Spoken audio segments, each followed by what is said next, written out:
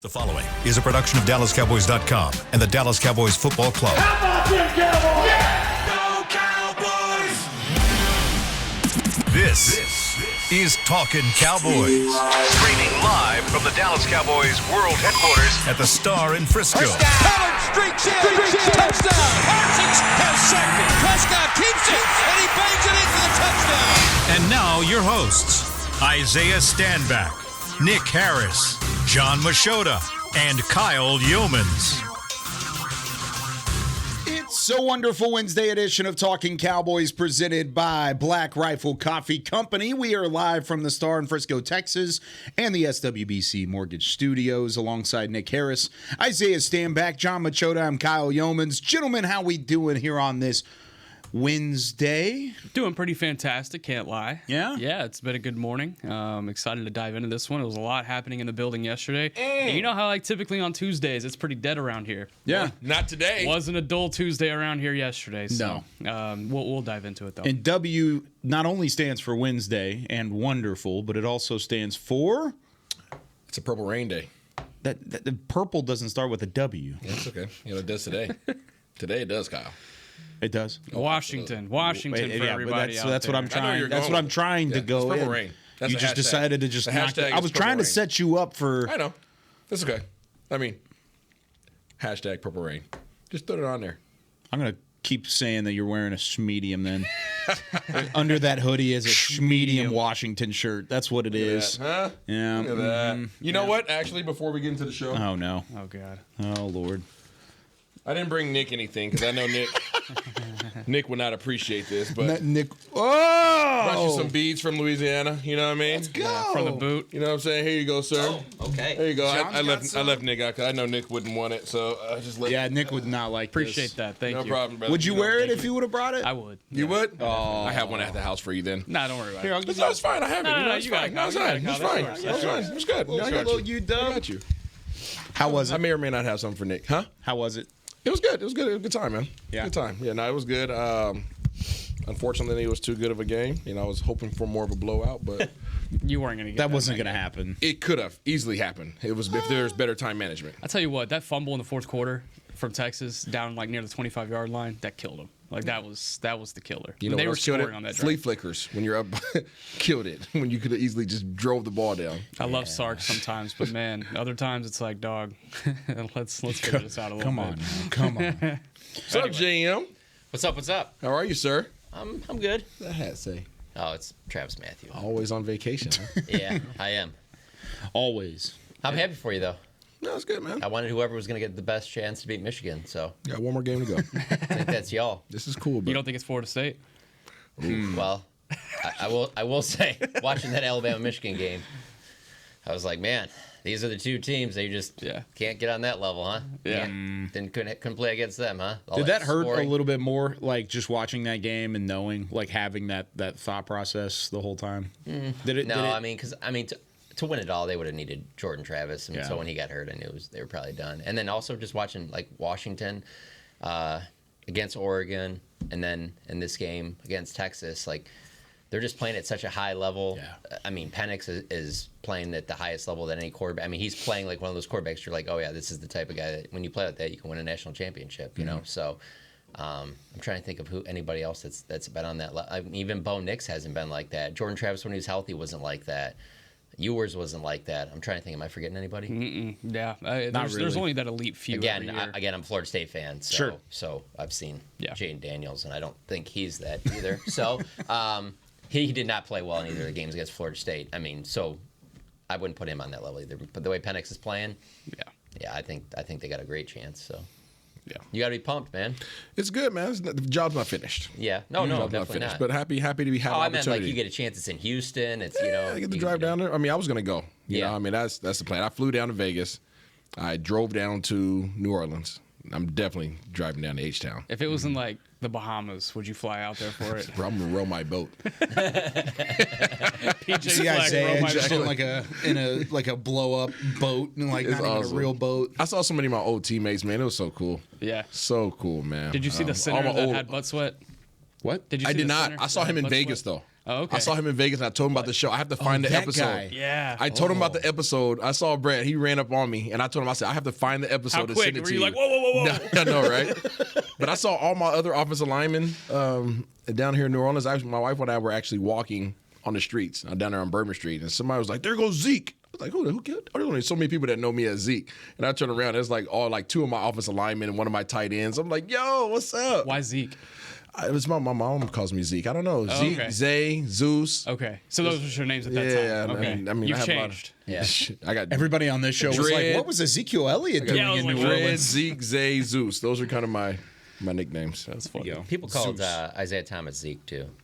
So Interesting. maybe it has something to do with an Isaiah. Yeah, Isaiah. Kind of like Zay. I'm sure he'll be down there. I'll see him too. Z. Oh, I meant the original. Sorry. Oh, the Detroit original. Pistons. Not that one. that one too. I've only met him once. Okay. I've only met him once. No, but I didn't even think about it at that time. I was like, Not your lowly Isaiah. Whatever, dude. Yeah. the guy he was named after. hey, how about the Seattle Kraken, huh?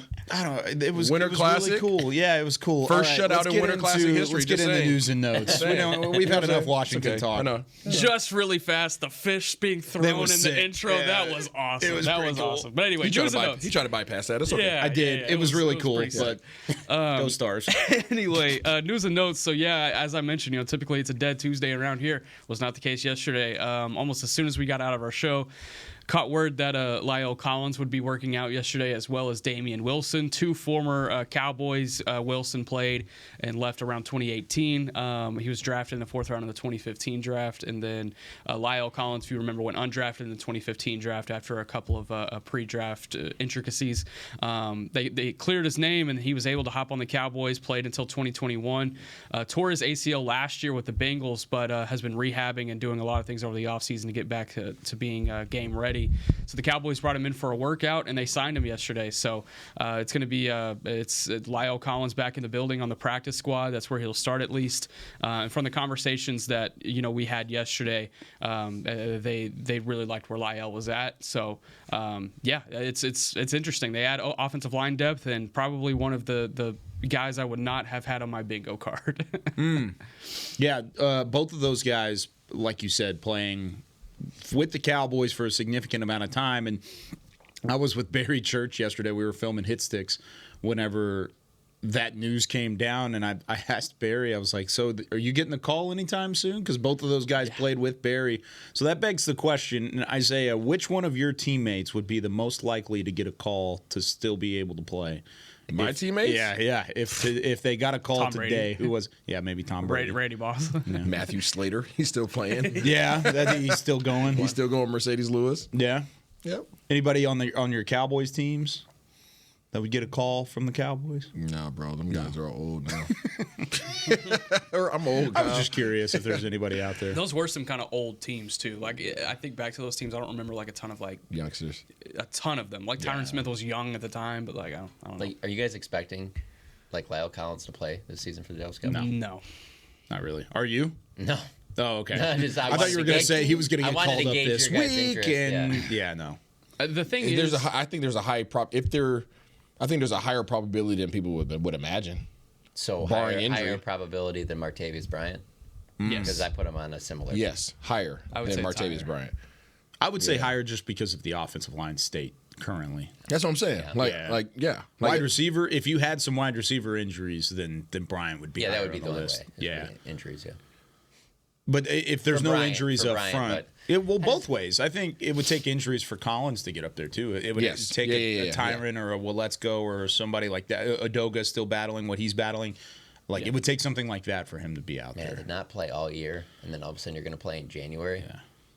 A full game. T.Y. Hilton? He didn't do that though. He I had a don't- little bit of a ramp up. I don't know the background in either one of these, so I'm just asking. Col- I who do you don't- think yeah. showed up in better shape? Lyle Collins Definitely or T.Y. Lyle.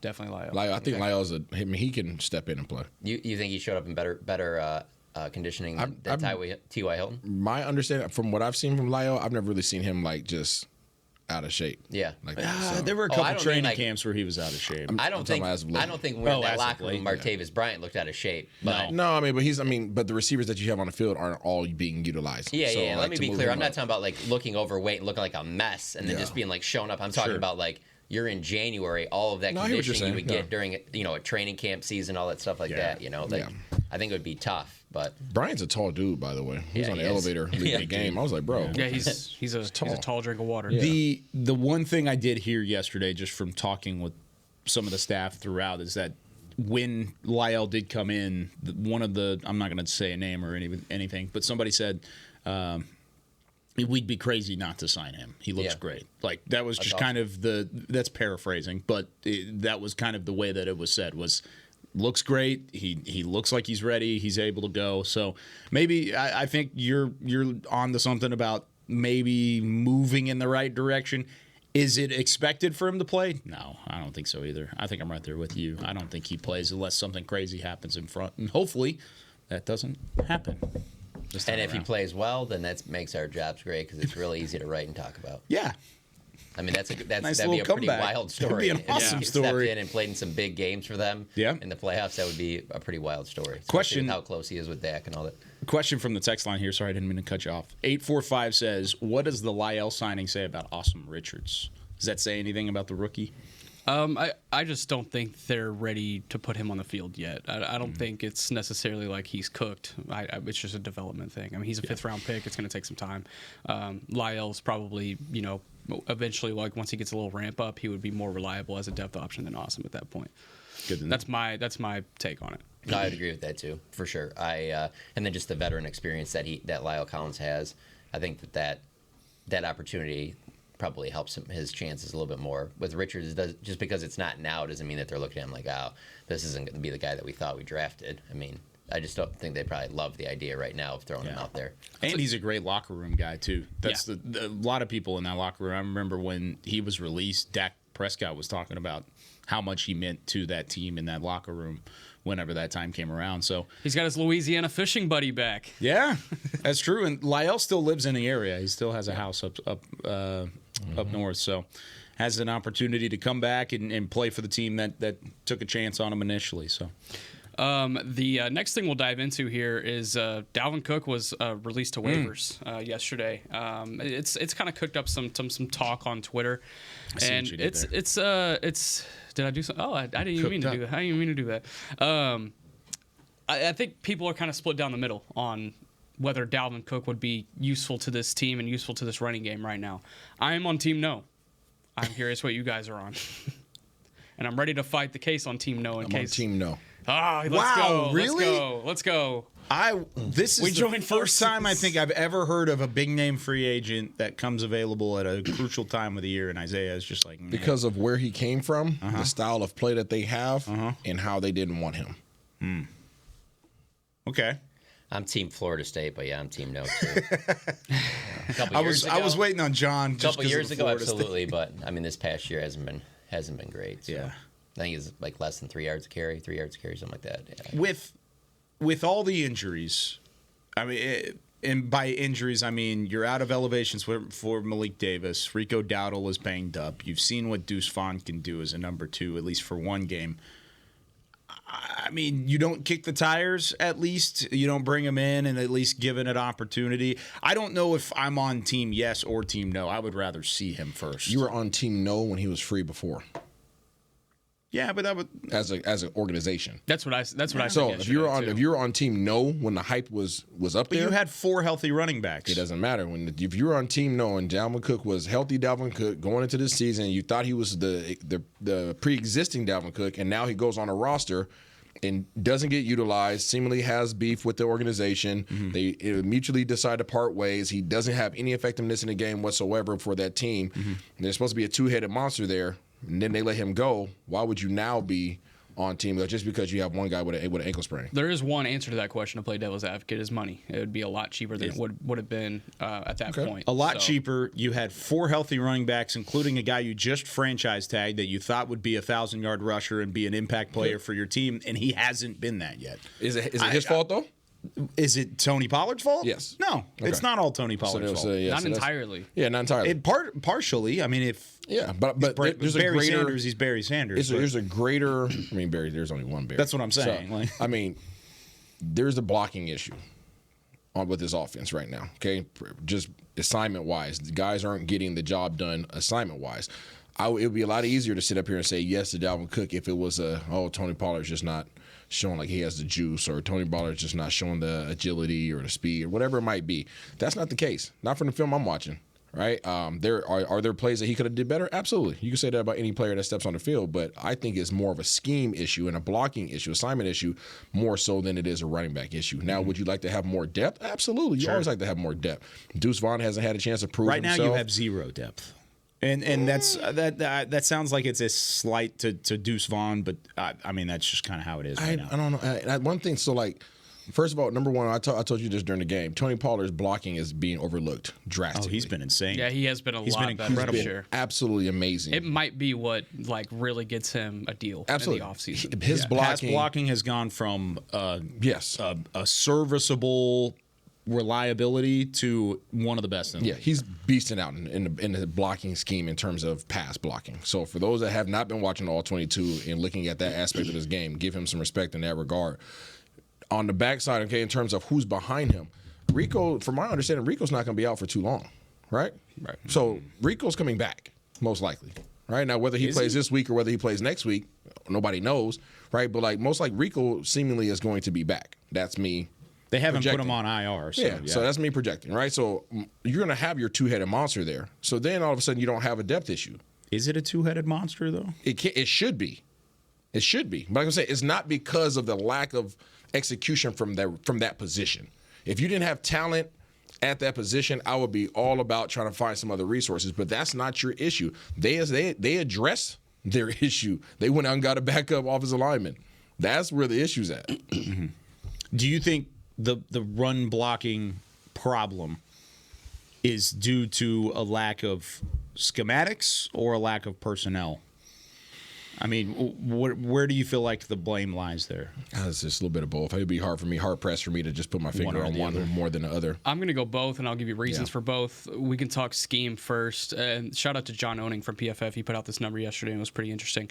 The Cowboys are 28th in outside zone usage this season, and whenever you think about Tony Pollard and what he excels at, what like he does. that's. I mean, he is sneaky good between the tackles when he gets going. He can find that little rhythm, and he can kind of have that snake-like effect between the tackles, but you get him out in space, that's when he's best utilized. And then personnel, I think there have been some holes this season, especially when all five of those guys are not healthy. It's tough to be able to stack good reps with that. I think a couple of guys have taken steps forward in run blocking this year, but I don't think all five have. And especially there right in the middle, I think that's where you kind of look. I'm already at the point where I don't think it's going to get fixed.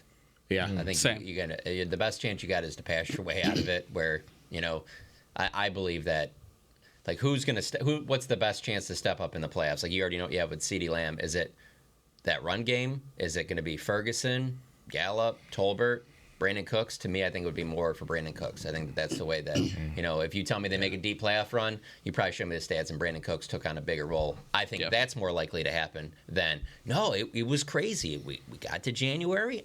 Just started running it. Like, I don't see this as too big of a sample size. 110 yards a game. Yeah. Do you in your heart? Okay, and then you deep dive in your heart. You okay?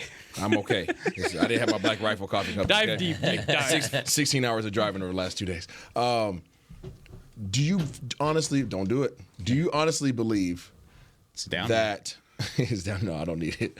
That this running game, the lack of production in this running game, is going to allow for them to have a deep playoff run and ultimately try to walk away with a Lombardi.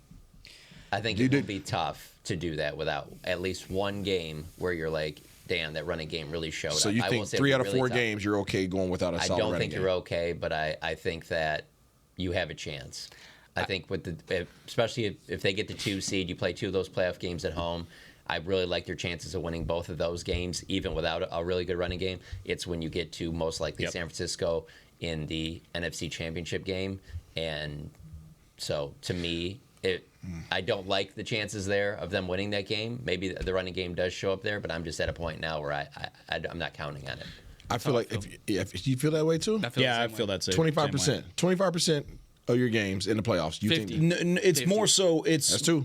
It's more so 2 out of 4. front loaded. Yeah, it's front loaded. It's I'm 50%. I think you can win the first 2 games with what you have shown on film right now. I give you first game. That's it. Wild card, Detroit, and then you're Detroit bounced. in the divisional game. I give you 1 game. You might be You right. just beat 'em. You might be right. This ain't playoffs. That's how crucial a run It's not game playoffs, is. dog. Hey, it ain't playoffs.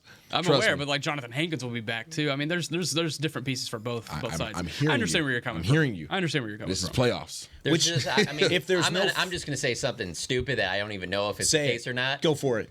There's just, I find it hard to believe that every team that's won the Super Bowl has just been like ran the ball really well every one of those years. Okay. They're I just- agree. I agree. I mean, there's so many teams that have won the Super Bowl that you look back on that you're just like, they won because of this reason or other. It is because I feel like if that was the case, every single team would be built around the run. Every single one. A couple I'm of not- those I'm- Chiefs teams with Clyde Edwards-Helaire was Yeah. awful. I also I don't get have it, it. but run the ball. I get it, but I'm not comparing to any other team. I'm talking about what the Dallas Cowboys need to The be way able that to they're do. built.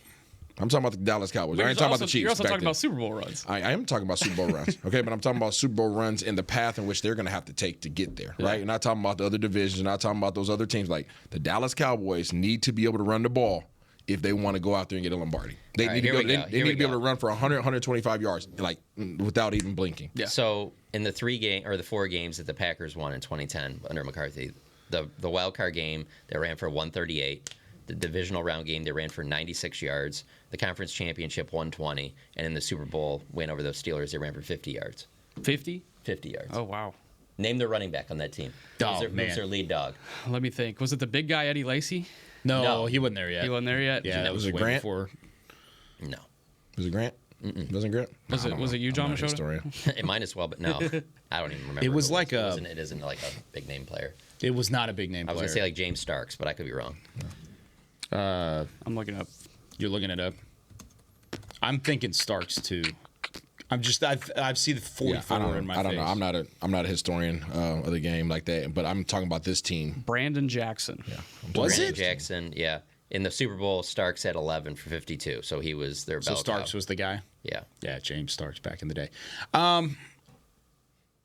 Going back to the original point of this conversation in Dalvin Cook, I'm on team kick the tires. Give it an opportunity, because if we're talking about a run game that can't be fixed, what does it hurt? I mean, it doesn't hurt anybody to bring him in and at least look what's going on. If you like it, you like it. If you don't, you don't. You move on. I mean, that's just kind of how Why it do you is. think he left the team he was at? Because they're losing, and they're done. If you do think the running game could be fixed, what would it be? Like, what could you do at this point in the season to... Obviously, it's not going to just Execute. change everything, but... Execute. And That's I mean, it's pure execution. It's no different than your red zone worries in the first half of the season. First handful of games, everybody's like, "Oh my God, the red zone's just trash." Same plays, just execute it better. Yeah. Execution. All of a sudden, now you're at the top of the league in terms of red zone execution. So it's just. I feel like the best chance for that to happen is probably those offensive linemen at best 5 staying healthy. Yes. Absolutely. I Yes. mean, but even when you have your guys, you still got to take care of your assignments. Yeah. You know what I'm saying? So like, I'm just saying like the expectation of this team, you need to be balanced going forward. Now, does that mean that CeeDee Lamb can't just light him up? Yeah, absolutely. Right. But Brandon Cooks has been underutilized.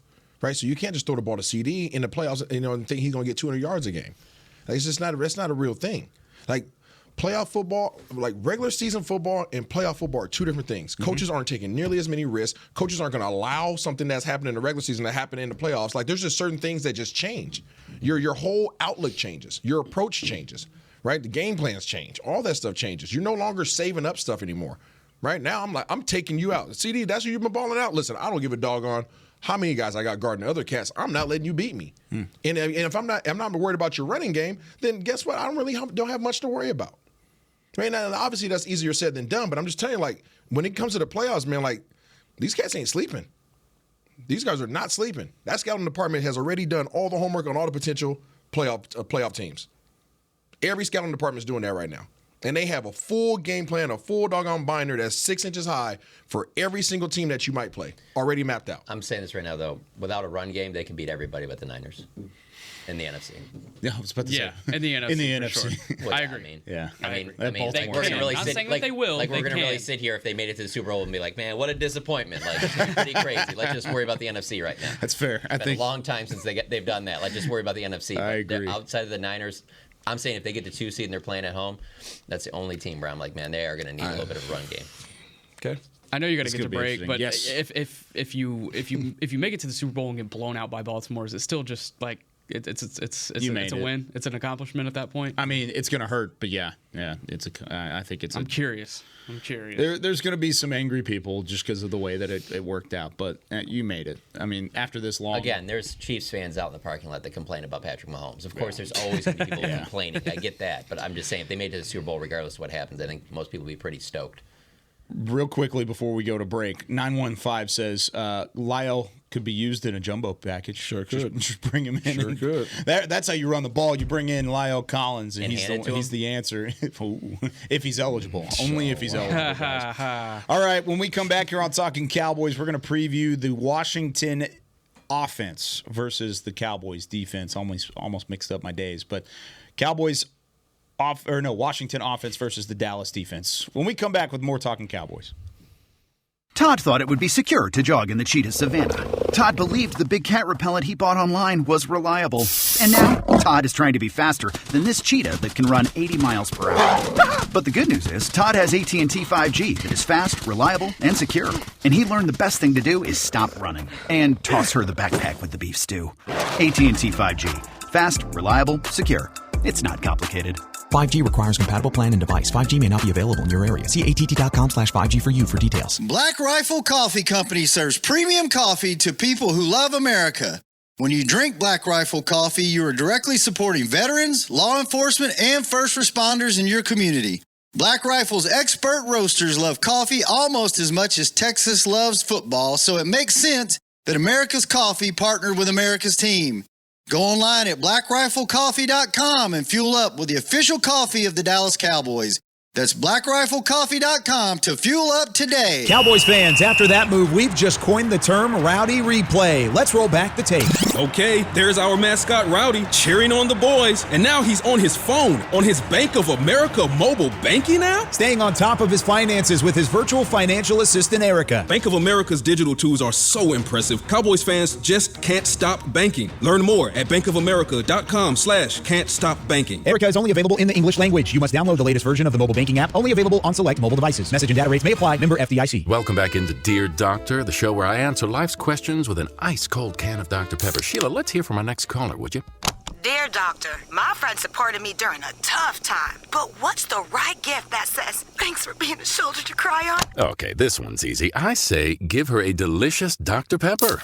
Nothing says, thanks, girl, better than a one-of-a-kind soda. Yes, any Dr. Pepper flavor will do. Now, just a reminder that I don't need to be a real doctor to know that Dr. Pepper is the one you deserve. Back to Talkin' Cowboys. Back here on Talking Cowboys, presented by Black Rifle Coffee Company. This portion of the show is brought to you by Quaker Oats, a super trusted superfood. Quaker Oats, the official oatmeal sponsor of the Dallas Cowboys. Did you get yours in, Kyle? I didn't get them in today. I didn't get them in. Disappointment. I had some eggs, potatoes, and bacon. You sure did. Them eggs stank. Were they? Yeah, buddy. They stink, bro. Oh, that's disappointing. Hey. Why are you making fun of his breakfast? I didn't buy you any hot sauce. How you gonna tell us to eat breakfast and make fun of his breakfast? Bro, our hot sauce, the hot sauce challenge, I saw like at least 5 of those stores down there in New Orleans. Oh, they have a ton of them. Oh my goodness. They have a ton of them. They have a ton of them because they actually sell products there. That's. I showed those people know how to cook. the representative the video of you. He thought it was hilarious. He sent it to his manager. That's funny. Of course they do. That's probably like a Pepper Palace, like it's gonna be in the Hall of Fame. Yeah, they're gonna put all LCD screens up in the window. Just gonna put it on loop. You want to die like this, man? Come on in. All right, real quickly, let's get to the Washington offense. Who's playing quarterback, guys? Yeah, so that's a big question, right? Going into last week, it was Jacoby Brissett. Jacoby Brissett is about to take over. And then game day, it was like, okay, it's going to be Sam Howell, and Jacoby Brissett will be the emergency third quarterback. It came out later that Brissett had been dealing with a groin injury later in the week. I think if you're the Cowboys, you prepare for both. You know what Sam Howell can bring to the table. You saw him on Thanksgiving. And you prepare for what Jacoby Brissett has put together with the 87 teams that he's played with in the last 3 years. Mm-hmm. Yeah, there's a lot of tape on him. There's different uniforms every time. Just a few different coordinators. It's kind of a weird thing with me with this whole game, and you talk about the quarterback situation, just because it's like the coach obviously wants whoever gives them the best chance to win the game. But don't you think the front office is probably like, chill out a little bit. We want to maybe get a higher draft pick here. They currently hold the number 2 pick. That is where they're at. Are you talking about sandbagging the game? Talk about tanking? I mean, when you have 3 teams at 4-12 between Washington, Arizona, and New England, the number 1 pick's already locked up with Carolina, which goes to Chicago. But Washington's right there for that 2 pick. If they don't feel that they absolutely have their quarterback of the future, how are you turning down trying to get that 2 pick? Yeah, it could either be Drake May or even Caleb Williams if the Bears do something crazy at one. Another factor for me, too, is just Michael Penix. Yeah, but when there's new ownership, you don't think that new ownership is looking for something, especially if they don't feel. So you have the head coach who may or may not be there next year. Obviously, that coach wants to win. Telling you, man, that final year of Matt Patricia in Detroit is why I think about this, is because they go and draft the corner instead of drafting Tua or Herbert, because Patricia wants to win right now, but what would have been better for the organization is getting Herbert or Tua, you know?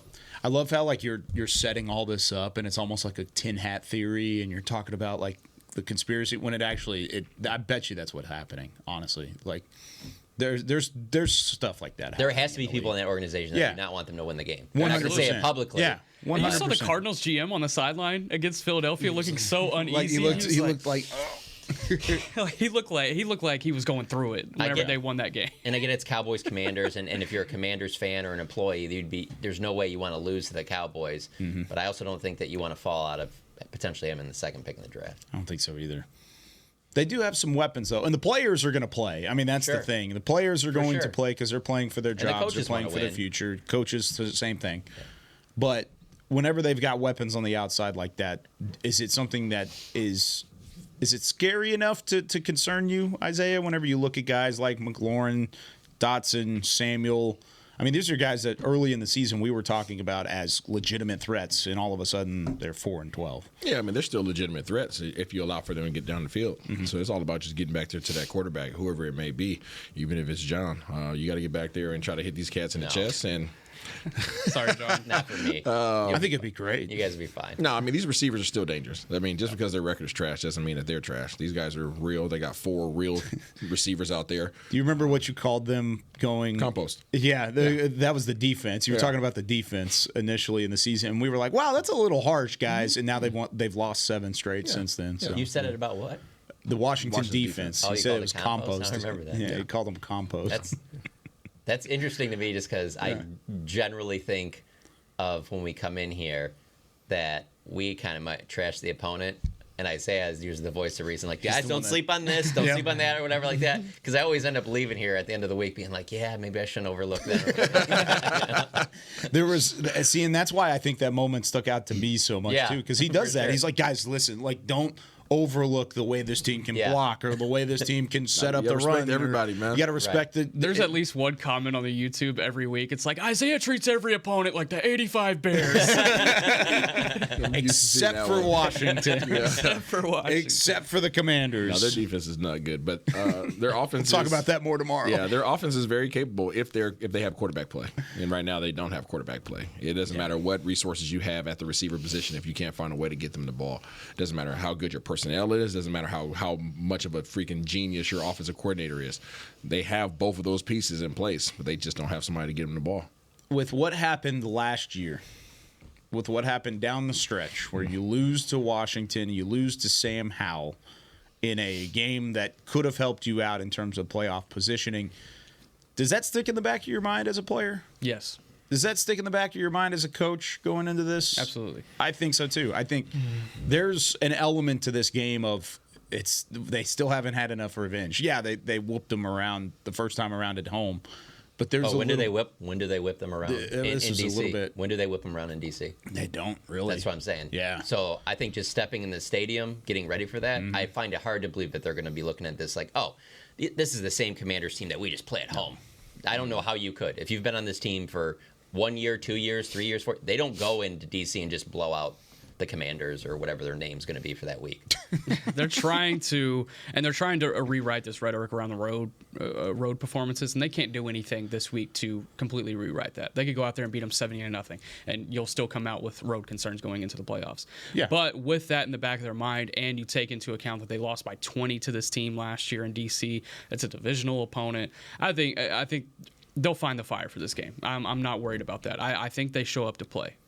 Here's the last scores on the road in Washington the last couple of years. Last year, 26-6. You talked about a 20-point loss for the Cowboys. They won in a tight one in 21, 27-20. And in that tight one that year, they won at AT&T Stadium 56-14. Yeah. So 27-20 is a real close game for what you were thinking it would be. That's a great point. The year before that, 25-3. We remember that game because that was the game where Andy Dalton got flattened and nobody came to his help except for one, Lyle Collins, who just got brought back. Good memory. Just to keep up. Good memory. I remember that. Yeah. 2019, 31-21, Cowboys win, and that was a tight game all the way up until the very end. You lost on the road in 2018, 20-17. Yeah. You don't. Probably the biggest win that they've had on the road against Washington, nickname here, is 2017, and that was a 33-19 win. That's the last time you really controlled the game throughout and won that game handily. And I can't think of one of those games going to them and thinking that the Cowboys didn't have the better team. Yeah, it's not like they. I feel like the entire time I've covered the team, tell the people this all the time. I've covered teams in 2011. Other than the 2 Robert Griffin years, almost every single time the Cowboys go on the field against Washington, I think Cowboys are a better team. Yeah. But the scoreboard doesn't always say that. Let's take our second break. When we come back, it's time to hit some national storylines. Who are some of the teams that the Cowboys will face in the playoffs? Possibly. And possibly want to face in the playoffs. When we come back here on Talkin Cowboys. They say champions are remembered, but legends are never forgotten. United Ag & Turf offers a winning lineup of John Deere equipment built to tackle any challenge on and off the field. Legendary John Deere tractors, combines, residential mowers, commercial mowers, compact construction equipment, Gator utility vehicles, and a full line of golf and sports turf equipment. United Ag & Turf, the official Ag & Turf equipment supplier of the Dallas Cowboys. Visit UnitedAgAndTurf.com to find a location near you. Are you ready to take coffee off your grocery list forever? Black Rifle Coffee Club is here to help. As a coffee club member, you'll get your favorite coffees roasted, packaged, and shipped to your door free of charge on your preferred schedule. Set it, forget it, and never run low on coffee again. Members also get exclusive deals on coffee, products, and discounts from partner brands. Ease your mind and let Black Rifle worry about your coffee supply. Go to blackriflecoffee.com to join the coffee club today. It's the official men's skincare brand of the Dallas Cowboys, Jack Black. And right now, Cowboys fans can get 15% off their $75 order. Plus, because every deal needs a playmaker, your order will include a free 5-piece skincare set and free shipping. The Jack Black Playmaker is 4 of Jack's favorites and a full-sized intense therapy lip balm. Make a play for the Playmaker at getjackblack.com/Cowboys with the code CowboysVIP. That's getjackblack.com/Cowboys with the code CowboysVIP. Todd thought it would be secure to jog in the cheetah savanna. Todd believed the big cat repellent he bought online was reliable. And now, Todd is trying to be faster than this cheetah that can run 80 miles per hour. But the good news is, Todd has AT&T 5G that is fast, reliable, and secure. And he learned the best thing to do is stop running and toss her the backpack with the beef stew. AT&T 5G. Fast, reliable, secure. It's not complicated. 5G requires compatible plan and device. 5G may not be available in your area. See att.com/5G for you for details. Back to Talkin Cowboys. Back here on Talkin Cowboys, this segment of the show is brought to you by Invisalign, the official smile of the Dallas Cowboys. Isaiah Stanback, Nick Harris, Chris Beam in the back. I'm Kyle Yeomans, and John Machota has our national storylines. Yeah, so with the Cowboys having a chance at the 2 seed, we have some changes to the scenarios, potential playoff opponents here. And so I want to update things and play the game again of who would be the best and worst round 1 opponents for them, because we've done it before where we thought it would be the 4 versus 5. But so right now, if they got the 2 seed, you're looking at the most likely teams they would face would have to be between the Rams, Packers, and Seahawks. There are other teams, but those would be the 3 most likely. The what? Rams, Packers, Seahawks. You don't want to face the Seahawks. Oh, stop it. You're on timeout. Why is that? Because they match up against you better than any of those other teams. You're on timeout. They have the defensive personnel to match up against your receivers. So my thing about why I wouldn't be as scared about Seattle is because I thought for them to play Dallas as well as they did earlier in the year, that Geno Smith played almost the game of his life, and I don't think he can do that again. Why am I wrong? Geno Smith also didn't have his starting running back. Okay. Against the Dallas defense that struggles against the run. So, yeah, they didn't have their home run hitter. So, I mean, they gave you problems still while Tyler Lockett was dropping touchdown passes. Yeah. True. So, I mean, that's not a team that you want to face. Out of those three teams, you don't want to face DK Metcalf also had the game of his life. Not the game of his life. DK Metcalf did DK Metcalf type things. He's never had 3 touchdowns in a game, ever. He set a career high in yards, which is the definition of a career game.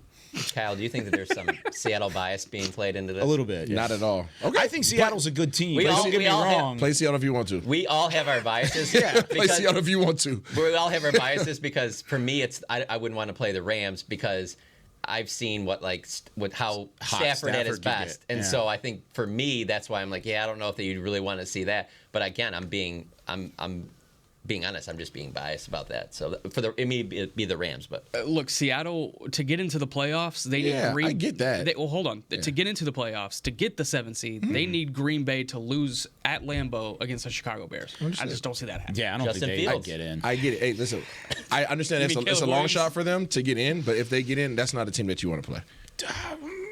There's so much I could say here. I'm more scared of the Rams. And feel free to say it. I understand where you're coming from. I'm just more scared of the Rams. Why would you be more scared of the Rams? What do they have? They have a running game that you have not seen before. Probably one of the better running games in the NFL with Kyren Williams. They have multiple weapons, Puka Nacua, Cooper Kupp. I mean, they have a different guy every week that's stepping up. Tutu Atwell is outside of Aaron Donald. Who are you worried about? Defensively? I mean... Yeah, that's what I'm saying. There's nothing that can stop you from scoring. Yeah, but I mean, that's a scary offense. And we've seen what teams can do whenever they wind the Cowboys down with a really good running game and they take over the time possession. It doesn't matter what they have defensively. And we saw that in Buffalo, kind of.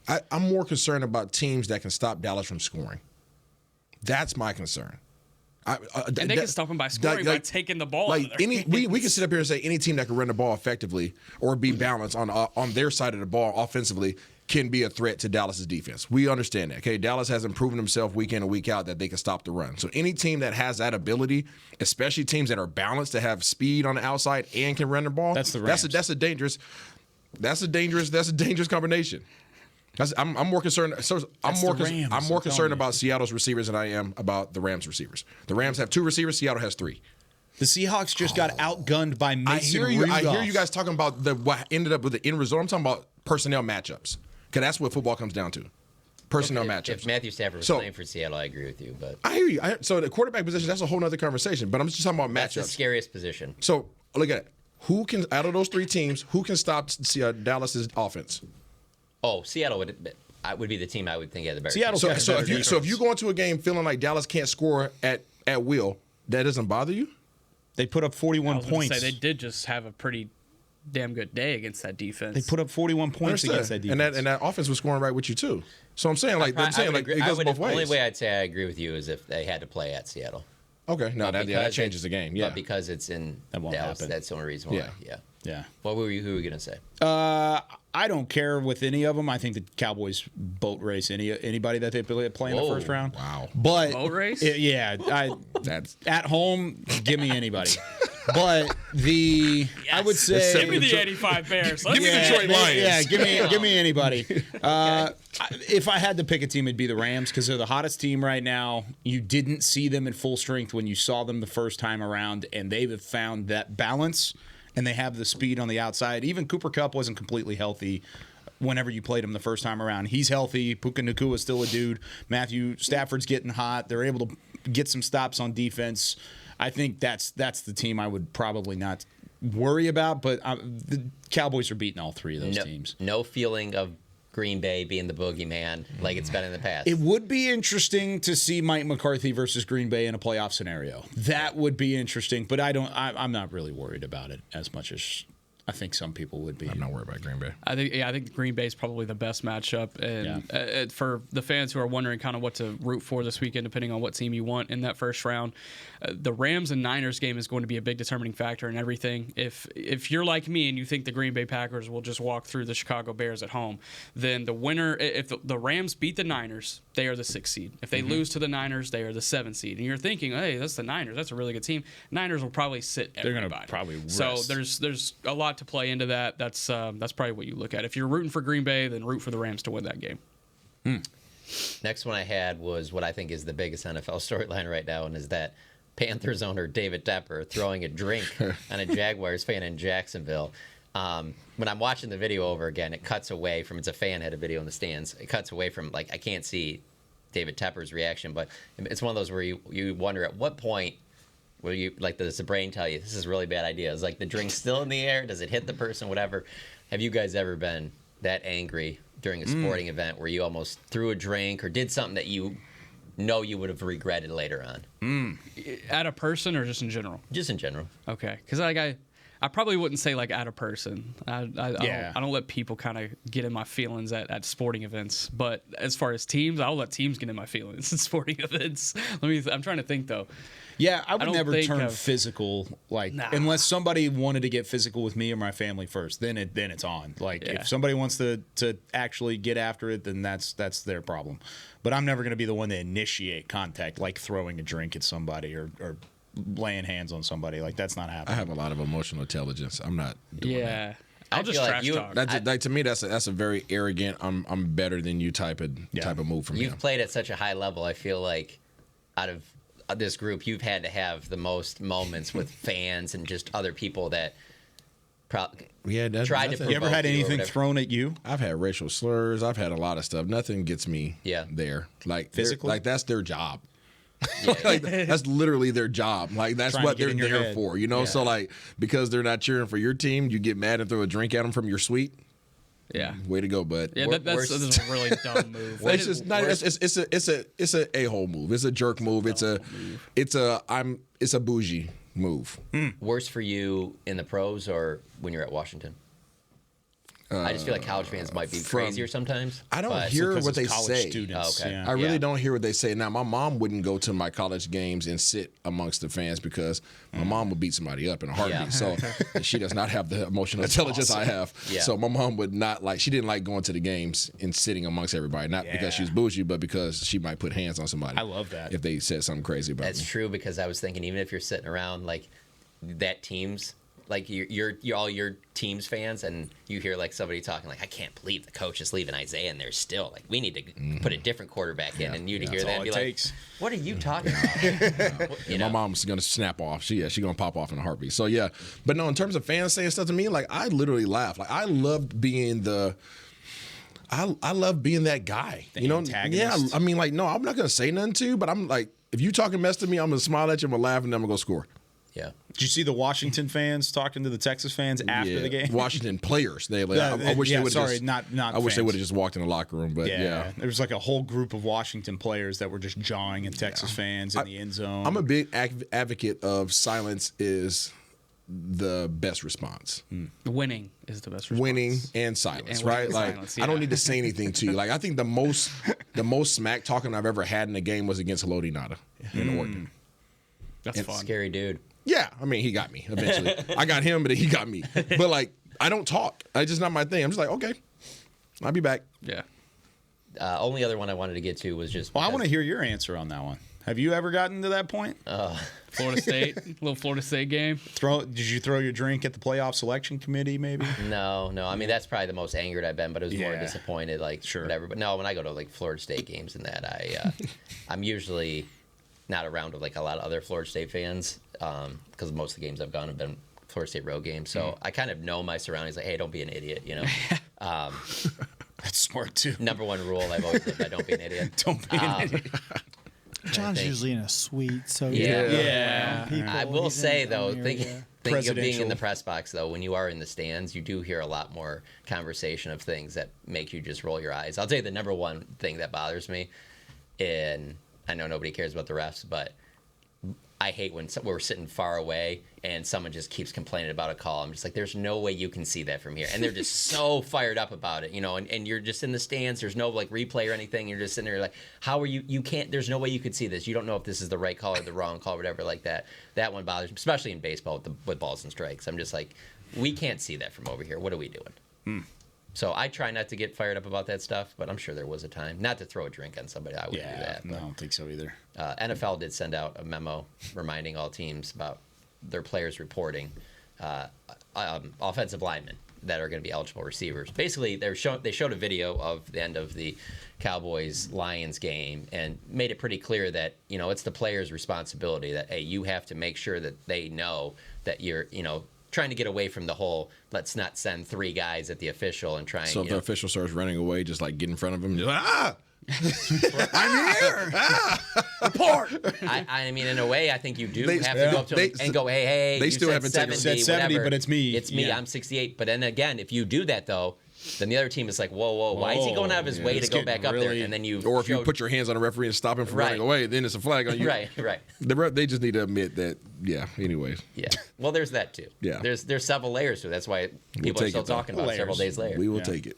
That's interesting though to think about how extensive that one play, how much that's been talked about. We talked about this a little bit post-show yesterday, but if Dallas loses the game, the play you're talking about is throwing the ball to Brandon Cooks deep after the tripping penalty, and it's that scenario, as opposed to this scenario when Dallas wins the game because you got the ineligible man. Well, if they score on that, though, you're also, if you were a Cowboys fan, would be saying, wait, I thought they said 70 was eligible. That you would don't be think a players would be conversation, too? saying that after Yeah. the game? They're like, why did 68 get? They said 70 was eligible. The other side would be complaining, too, about that same exact call. Yeah. Man, crazy stuff from last Saturday. All right, there's our national storylines. When we come back tomorrow, it's QB Vision. We're going to take a look at this. What did you call it again?